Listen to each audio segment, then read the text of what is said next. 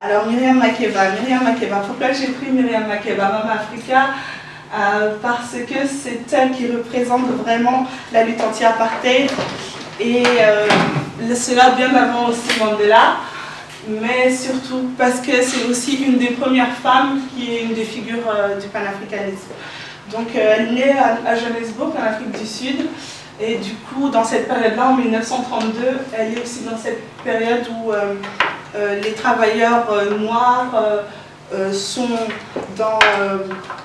dans un système qui ne leur est pas du tout favorable, et par rapport à ça, elle va commencer à s'engager, à écrire et à chanter avec plusieurs d'autres groupes des Freetown, des townships d'Afrique du Sud pour dénoncer un petit peu le régime qui les oppresse, le régime de Pretoria.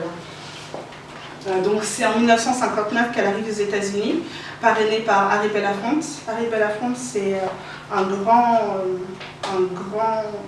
grand chanteur aussi qui était très engagé pour les droits civiques aux États-Unis. Et donc c'est lui qui lui donne sa chance d'avoir sa carrière aux États-Unis.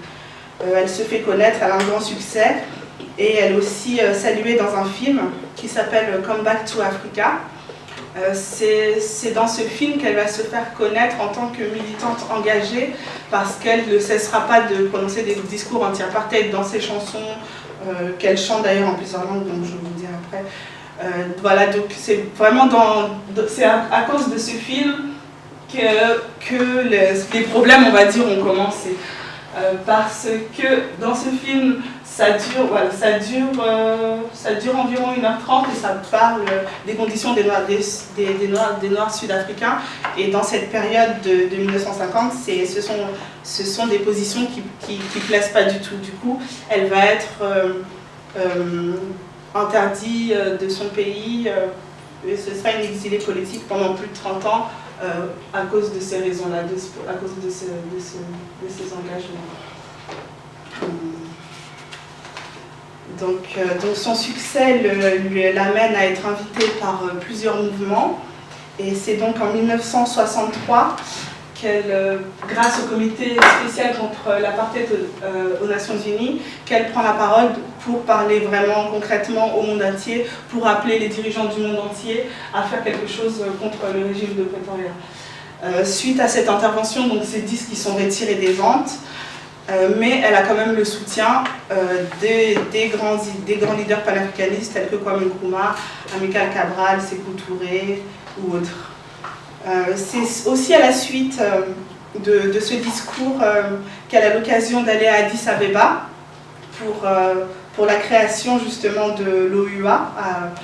Et c'est à cette période qu'elle va interpréter, qu'elle met aussi à la contribution son talent, parce qu'elle interprète une chanson éthiopienne. Donc ça plaît vraiment au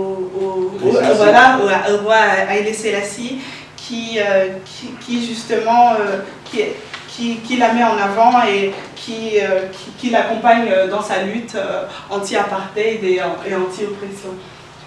Elle va être également aussi invitée par Julius Nyerere et par Houphouët-Boigny pour donner des concerts sur la liberté, en tout cas en tant qu'artiste confirmée. Maintenant, donc vraiment, la particularité de Myriam Makeba, c'est qu'elle va interpréter des chansons populaires dans toutes les langues africaines. Et c'est ça, en fait, c'est le fait qu'elle puisse véhiculer les langues africaines, parce qu'elle connaît toutes les langues de son pays, d'ailleurs, je crois.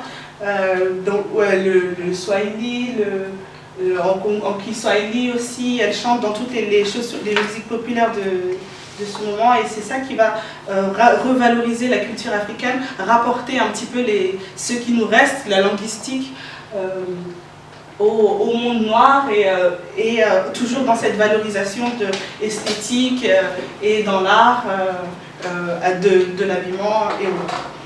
Donc même le président Nasser, il a été justement fasciné par cette chanteuse parce que elle a aussi, enfin, elle fait justement ces belles preuves de valorisation de liberté africaine.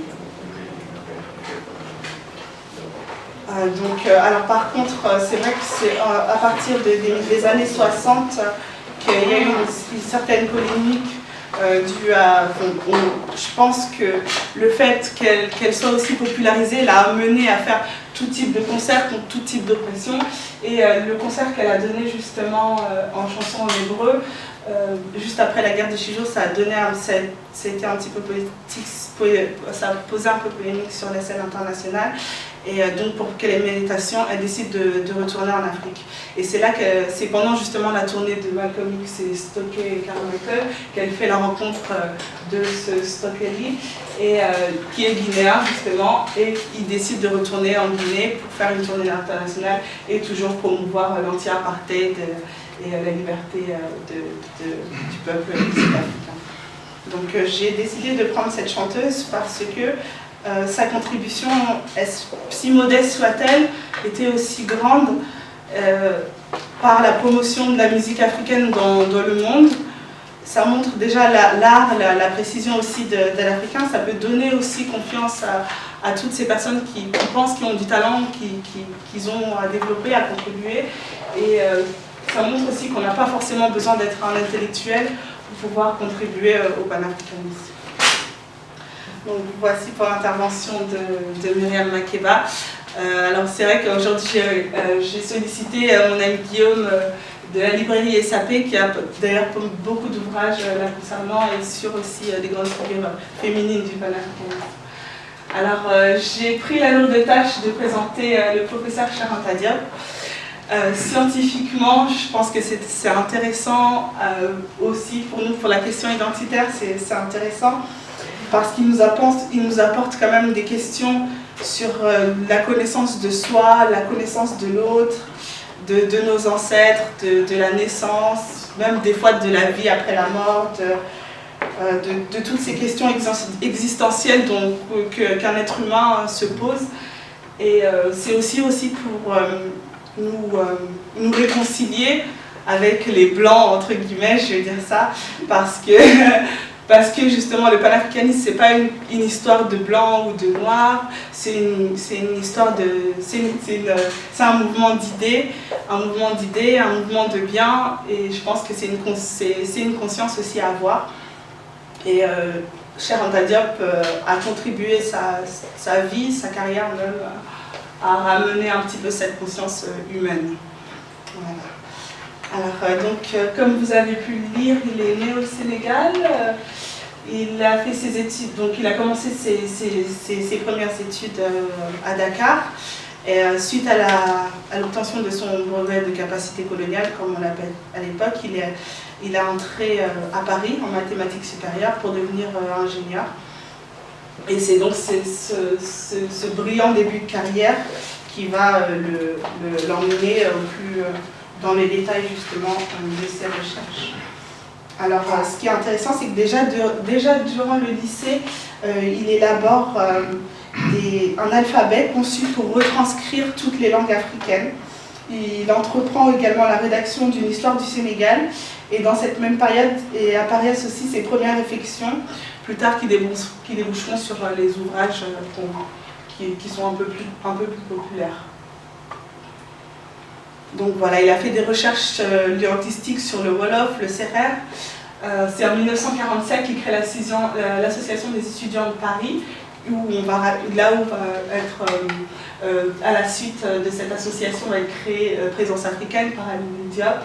Et là où aussi vont s'associer les grands tels que Aimé Césaire, Senghor et d'autres grands écrivains du courant de la négritude.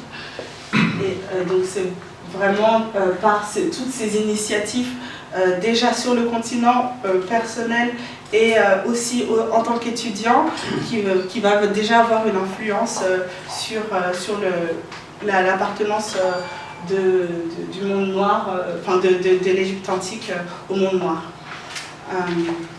Donc c'est aussi en 1950, à la suite de toutes ces œuvres qu'il a déposées, enfin qu'il a éditées, qui va mettre justement une contribution politique et qui va créer le Rassemblement démocratique africain au Sénégal. C'est un parti politique panafricain où il a déjà aussi édifié les idées d'un État fédéral africain en fonction de ses recherches. Donc c'est à la suite bien sûr de sa licence de philosophie qu'il a édité sa première étude linguistique sur le Wolof à présence africaine, et il les fait inscrire sur les registres de la Sorbonne, donc vraiment accès à tous les étudiants africains qui ont la chance d'étudier à la Sorbonne durant cette époque-là.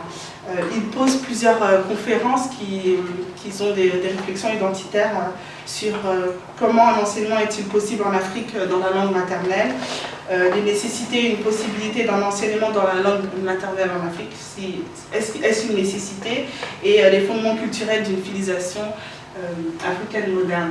C'est le pionnier, un des premiers scientifiques africains à avoir fait des recherches aussi poussées sur la linguistique, sur l'ADN, parce qu'il fonde à la suite un laboratoire. Voilà, il crée un laboratoire de datation pour essayer justement de dater les éléments archéologiques qu'il va trouver.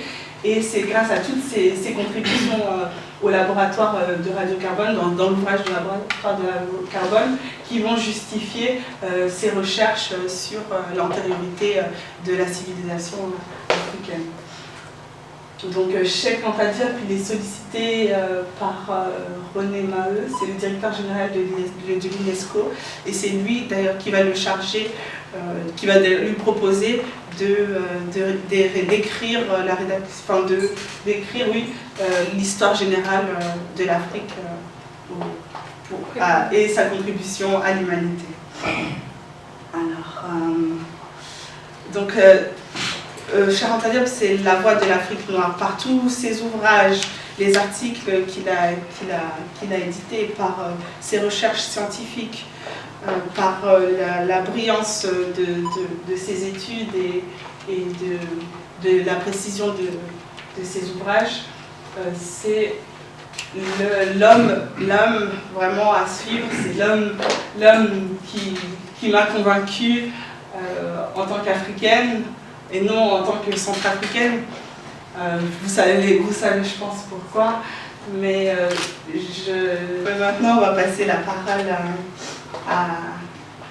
à